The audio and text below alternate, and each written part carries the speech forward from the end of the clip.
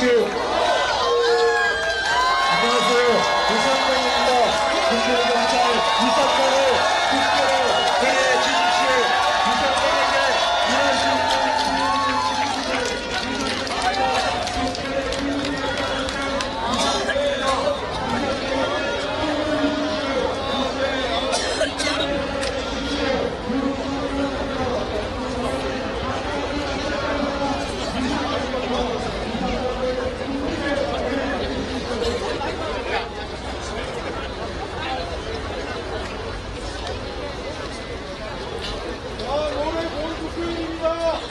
우리는 구구단을 열심히 내면 됩니다.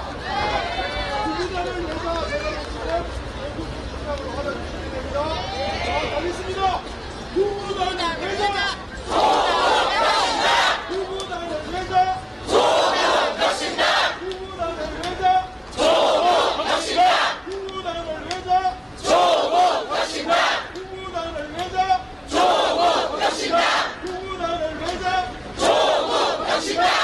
삼루는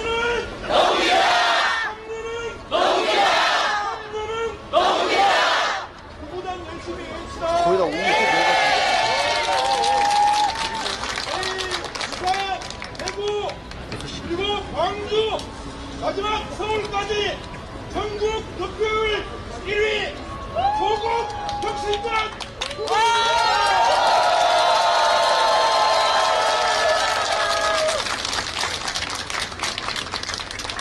아니, 저 오실 때 좀 저쪽에서 찍어줘요. 우리 이쪽에서 다 라이브 나가니까. 뒤로 빠질게. 들어오시다. 뒤에 들어오실 거죠? 아, 절로 들어와요. 저쪽으로 들어와.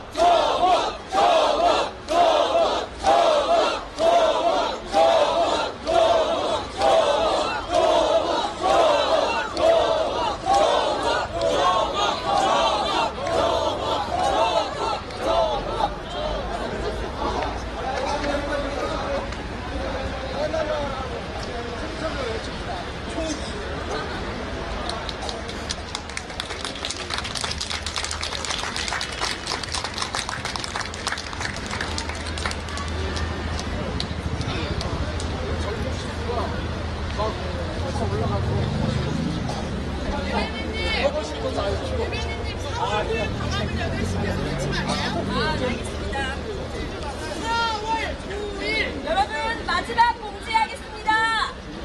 4월 9일 저녁 8시 우리는 어디서 만나나요? 어디서 만나나요? 네, 고맙습니다. 네, 고맙습니다. 고맙습니다.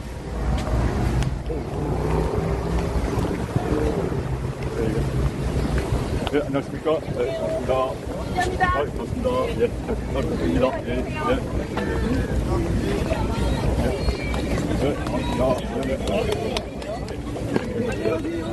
고맙습니다.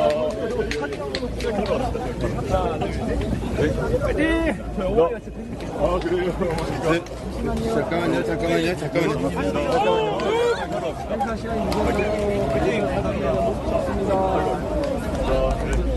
들어가겠습니다. 자, 저 길 좀 열어주시죠. 길 좀 열어주십시오. 저 대학생들하고 셀카 한번 찍으시죠. 셀카 한번 찍으시죠. 자, 같이 셀카 찍으세요. 이쪽 셀카. 여기. 자, 잠시만. 핸드폰 주시면 찍어드릴게요. 제가 찍어드릴게요. 핸드폰 주세요. 네? 자, 찍겠습니다. 자, 보세요. 자, 나와주세요.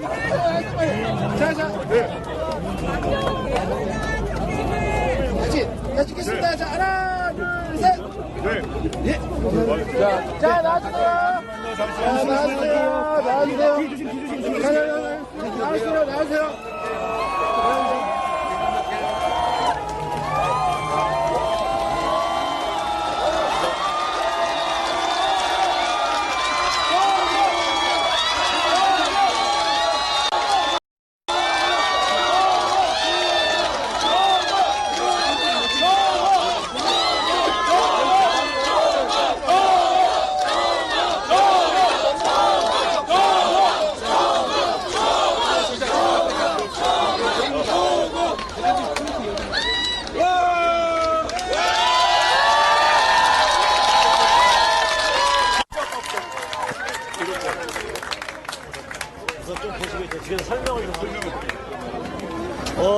잠깐 좀 설명을 좀 드리겠습니다. 저희가 선거법 때문에 기자회견밖에 못 하거든요. 그러다 보니까 이쪽에 계신 시민분들하고 이야기를 해야 되는데 그게 법상 어렵다는 점을 좀 말씀드리고요. 불가피하게 뒷모습만 보셔야 되는데 죄송합니다. 죄송합니다. 조국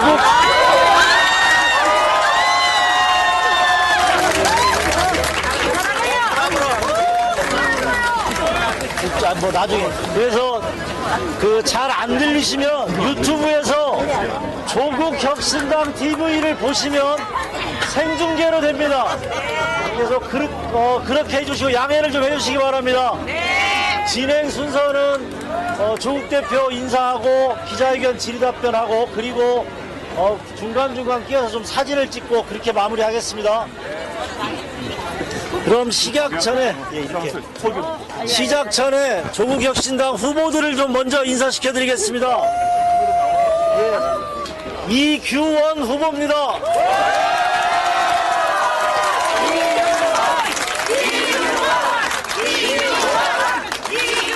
김형연 후보입니다.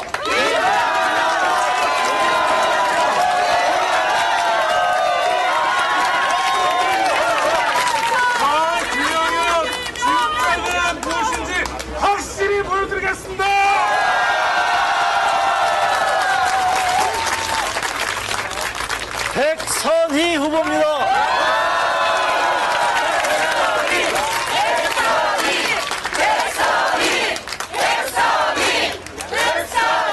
정춘생 후보입니다.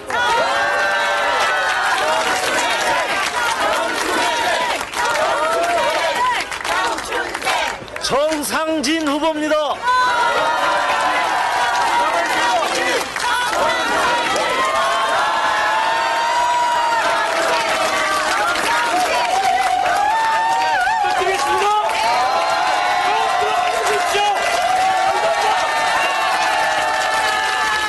배수진 후보입니다.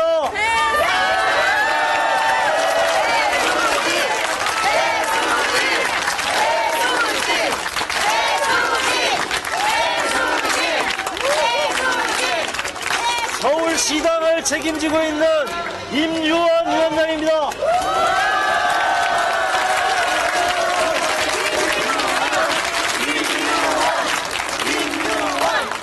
마지막으로 강미정 대변인입니다.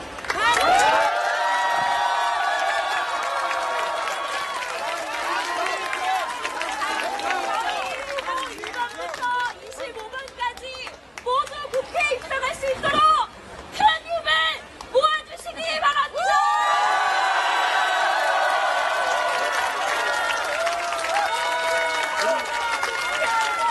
조국 혁신당의 조국 대표입니다.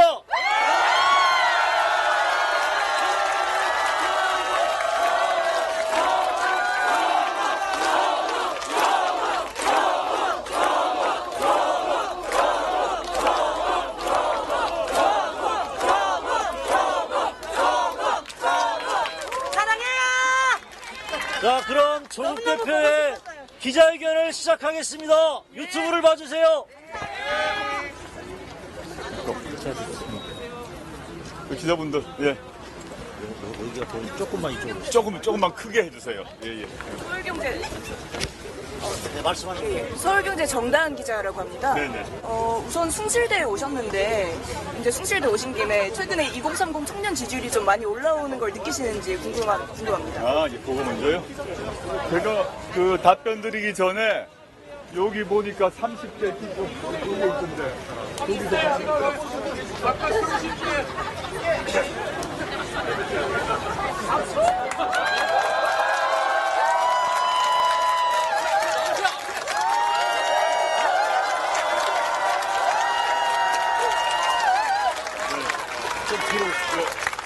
그 질문이 있어서 제가 보았습니다. 그 기자님께서 질문하셨는데 최근에 20대, 30대 지지율이 그 초기보다 많이 올라오고 있는 게 현실입니다. 보면 그 뭐 저 개인 의견이 아니라 여러 여론조사에서 확인되고 있고 지금도 이런 그 손으로 만든 이런 것을 갖고 오신 거 보면 확인될 수 있을 것 같고요. 그 다음에 여기 숭실대 요 지역 동작구 외에도 제가 전국을 가게 되면 뭐 심지어 10대도 20대, 30대 외 10대의 경우도 이런 유사한 방식으로 자신의 의사표시를 하고 있고 조국신당에 대한 지지를 표명하고 있는 것 같습니다. 물론 아직까지 저희가 20, 30대 지지율이 40, 50대에 비하면 적은 건 사실이고요. 저희가 앞으로 20, 30대 지지율을 더 받기 위해서 더 많이 20, 30대와 소통하고 또 20, 30대를 위한 정책을 만들 생각입니다. 네, 다음 질문 받겠습니다. 예, 여기서 말씀하시면 돼요. 아니, 그대로 하시면 돼요. 예, 저 주광경 정용인 기자입니다. 네네. 예, 안녕하십니까. 그 오늘 아마 200석이 되는 경우에 김건희가 그 법정에 출국하는 걸 볼 수 있을 것이다. 당연하죠. 이렇게 말씀하셨는데 그 공식적으로는 그러니까 조국 신당에다 탄핵 얘기를 한 적은 없는 걸로 알고 있어요. 네네.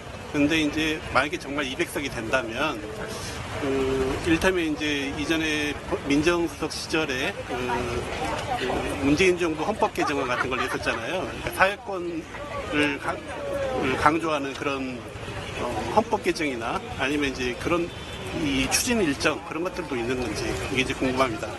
알겠습니다. 특검법 하나, 헌법 개정 네네. 요거 잠깐 갖고 있고 아까 누가 한 분 갖고 계신 게 있었는데 여기 다른 분 하나 사라졌다 지금 어디 누가 갖고 계신 게 있었는데 말고 일단 요걸 먼저 하겠습니다. 예.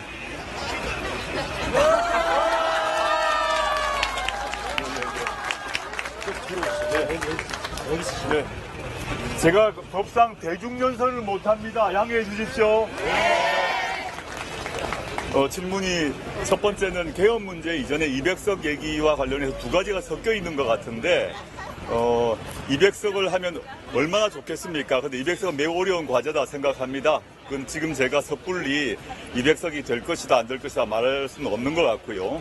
또 연동해서 말씀드리면 조국혁신당의 의석도 얼마가 될지는 지금 쉽게 단정할 수 없다고 생각합니다. 근데 그걸 전제로 했을 때 그걸 전제로 만약에 국민 여러분들이 많은 힘을 모아주셔서 200석이 된다면 그 의미는 지금 말씀하신 개헌 이전에 대통령의 거부권을 거부할 수 있는 상황이라고 생각합니다. 지금 저는 또 조국혁신당은 윤석열 대통령이 거부권을 오남용해왔다고 생각을 하고 대표적으로 김건희 특검법, 그 다음에 이태원 특검법 등등이 있는 거죠. 또 최상병 특검법도 아직 본회의를 통과하지 않았지만 최상병 특검법이 본회의를 통과한다면 윤석열 대통령이 거부할 가능성이 있다고 생각합니다. 그렇다면 200석을 만약에 확보를 한다면 윤석열 대통령의 거부권을 다시 무력화시킬 수 있지 않습니까? 그 경우 저는 반드시 이제 재발의를 해서 특히 김건희 특검법 같은 경우는 재발을 해야 된다고 생각하고 정 기자님께서 말씀하셨던 것 같은 경우는 지금 윤석열 대통령 경우 자기 부인의 범죄를 수사받지 못하도록 부인이 수사 자체가 되지 않도록 모든 그 권력을 동원하고 있다고 생각이 드는데 이것이 사라지게 될 것이다. 그렇게 되면 이미 김건희 씨의 공범은 1심의 유죄 판결을 받았고 또 검찰 보고서에 의해서라도 김건희 씨 및 최은수 씨가 범죄 수익 3억 원을 얻었음을 확인되지 않습니까? 그럼 특검법이 통과되게 되면 당연히 말씀드렸던 김건희 씨에 대한 소환 조사가 이루어질 것이고 기소까지 이루어질 것이라고 보고 김건희 씨에 대한 기소가 이루어지면 당연히 법정에 출석하셔야죠. 제가 오늘 유세 중에 보니까 이재명 대표의 부인인 그 김혜경 씨 같은 경우 법인카드 7만 5천으로 기소가 돼서 오늘 법정 출두를 한 것 같습니다. 그것과의 비교만 해보더라도 김건희 씨에 대해서 공정한 법 적용이 필요하다고 생각하고 있고요. 그 다음에 두 번째 질문하신 개헌 문제 같은 경우는 사적으로는 저는 뭐 아까 기자님께서 말씀하셨듯이 문재인 정부 시절에 제가 민정수석으로서 문재인 대통령의 개헌안 발의의 주 책임자 아니었겠습니까? 이 점에서 개헌의 필요성에 대해서는 익히 인지를 하고 있습니다. 지금 법률적 문제만으로 해결될 수 없는 즉 헌법적 해결이 필요한 사안이 있다고 생각해요. 근데 개헌 문제는 조국혁신당만으로 해결될 문제가 아니고 민주당을 포함해서 여러 정당들이 다 합의를 해야 되고 그다음에 국민투표를 거쳐야 되는 문제이기 때문에 지금 당장 말씀드리기는 어렵다 생각하고 일단 국회에 들어가게 되면 개헌 이전에 법률 재개정, 법률 제정과 개정 및 정책을 통해서 저희가 할 수 있는 모든 것을 먼저 하고 그 다음에 개헌 관련해서 국민적 공감대가 이루어진다면 그때 개헌을 당연히 추구할 것입니다. 네. 예, 예, 말씀하시죠. 예. 말씀하시면 돼요. 앉아서 하시면 돼요. 예, 알겠습니다. 저희 이전에 이제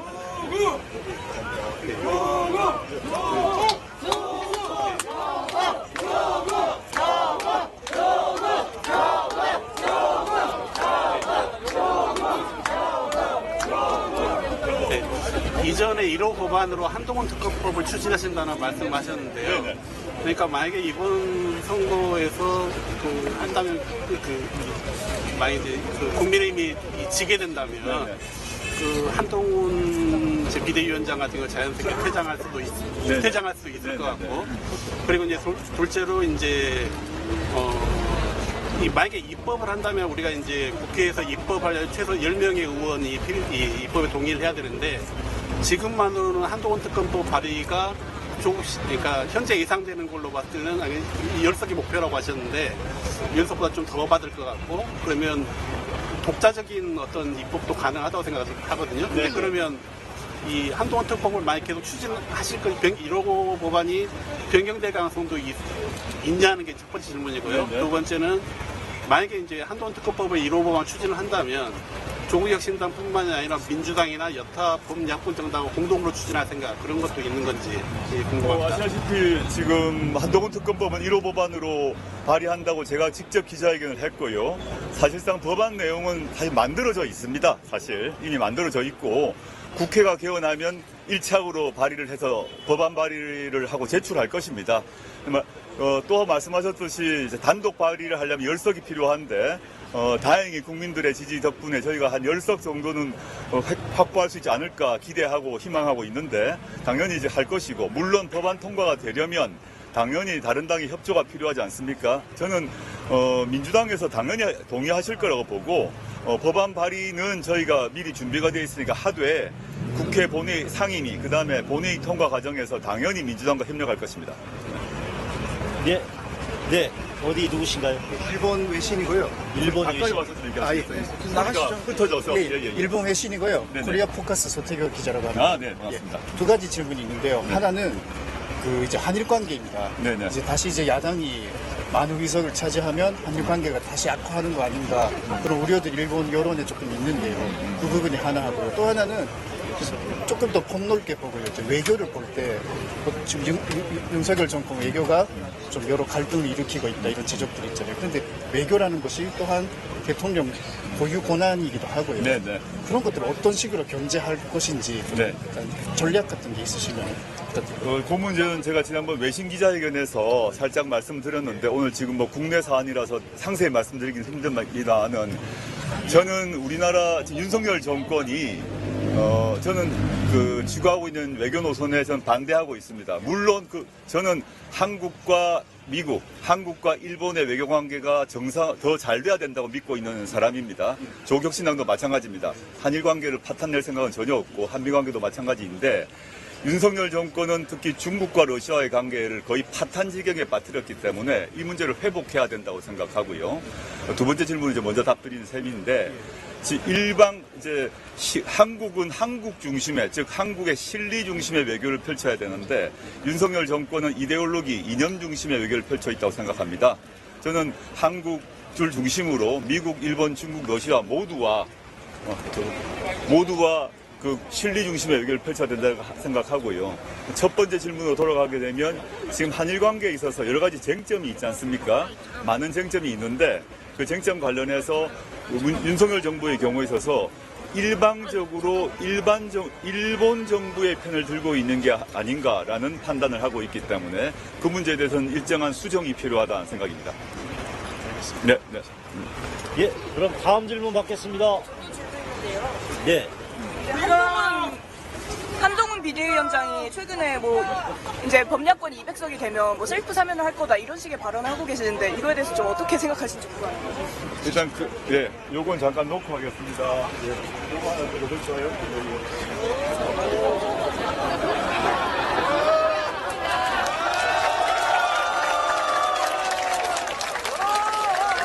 영어로도 준비를 해오셨어요. 예, 보시고요. 조금 뒤로 오셔도 네, 제가 안 들릴 것 같아서. 지금 한동훈 비대위원장이 갑자기 개헌을 얘기를 하고, 그 다음에 개헌을 얘기하면서 뭐 200석 또 뭐 개헌 저지선 이런 말을 한동훈 비대위원장 등이 하고 있는 것 같습니다.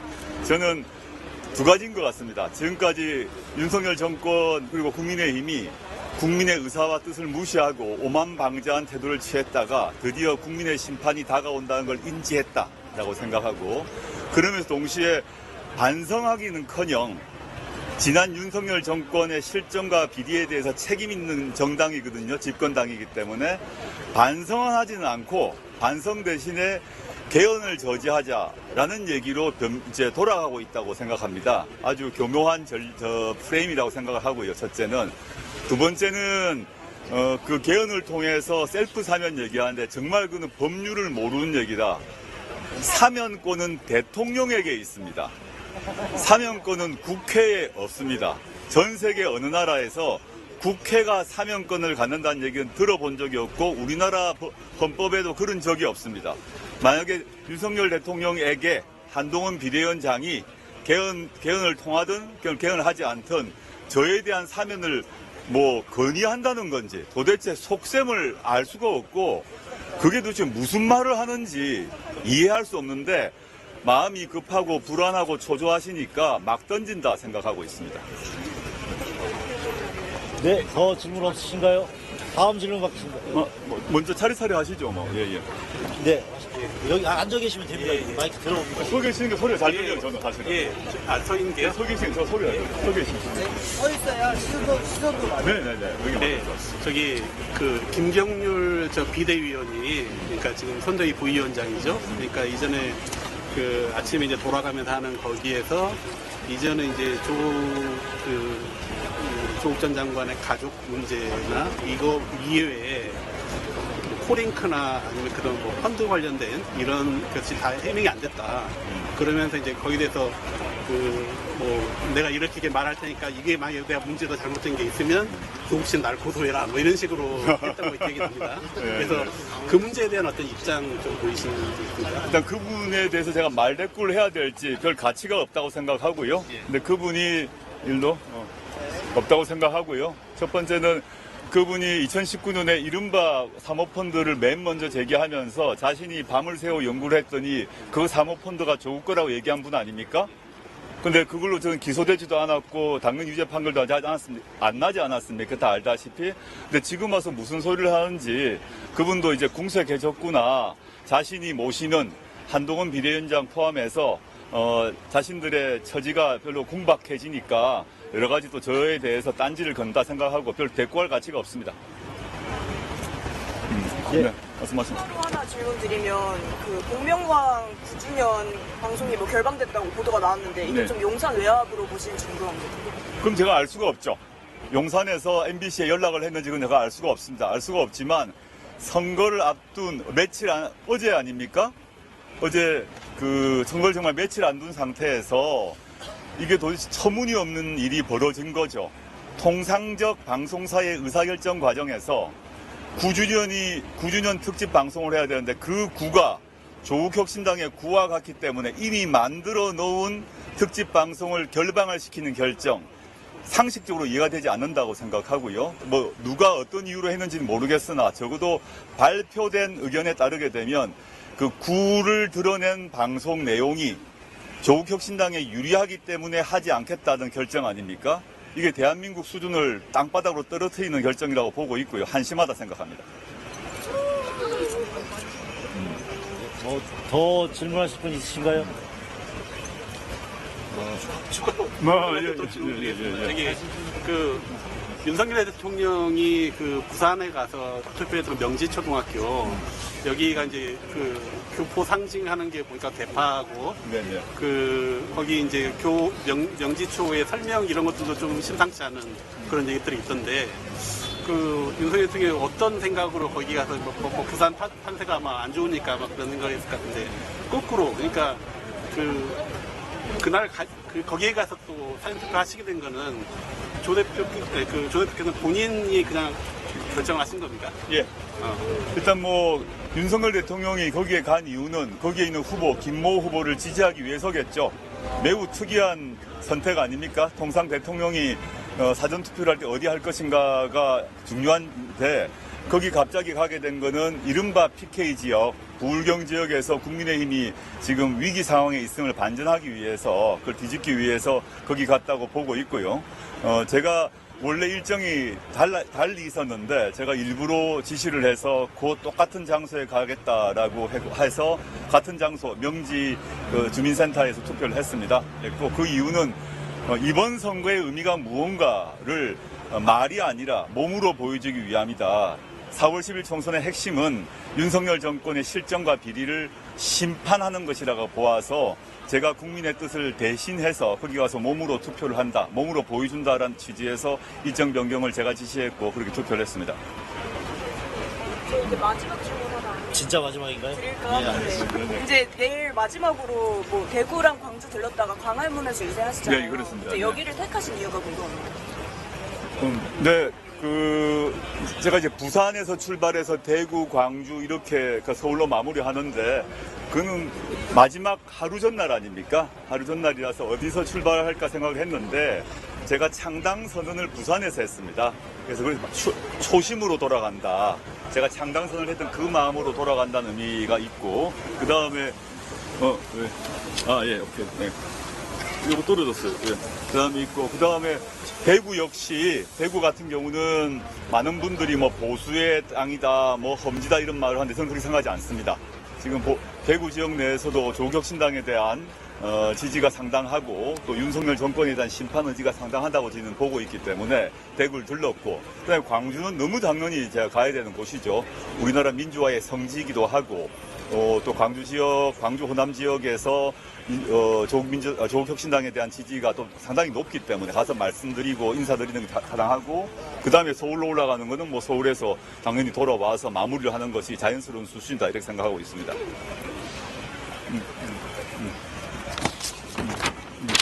아까 요거.